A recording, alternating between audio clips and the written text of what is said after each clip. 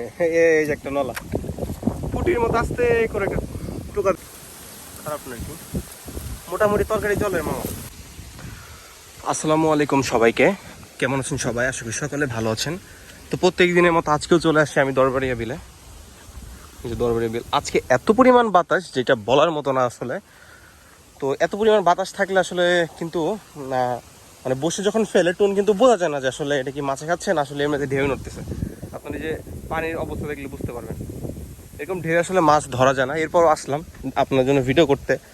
আমাদের বাসার ওদিকেও মানে প্রচণ্ড বাতাস, তো ভাবছি হয়তো ভিডিও করতে পারবো না। যাই হোক, আপনাদেরকে ভিডিও উপহার দেওয়ার জন্য আসলাম।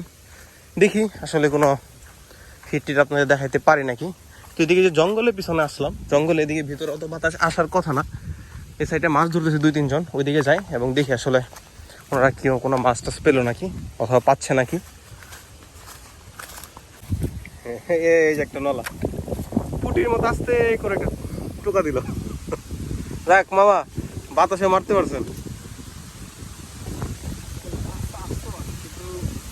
বাতাস যেটা বলতেছিলাম, প্রচন্ড পরিমাণ বাতাস আসছে।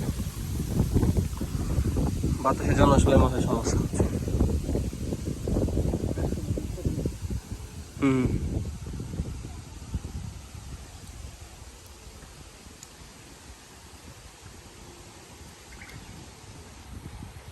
এই যে পুঁটি মাছ।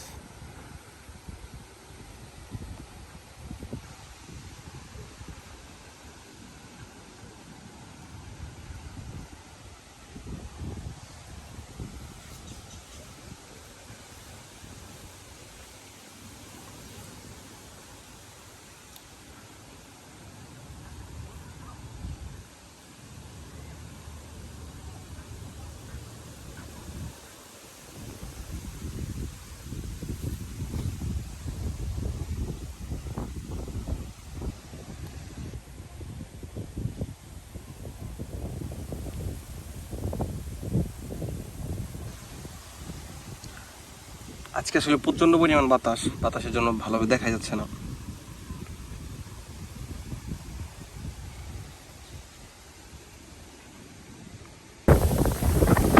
বাপরে বাবা, বাতাসের বাতাস, জোরে বাতাস।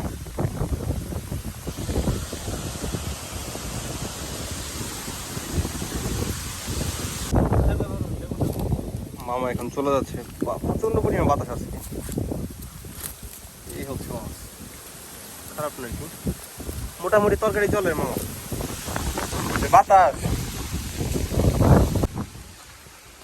তো গাইস, এই ছিল আমার আজকের ভিডিও।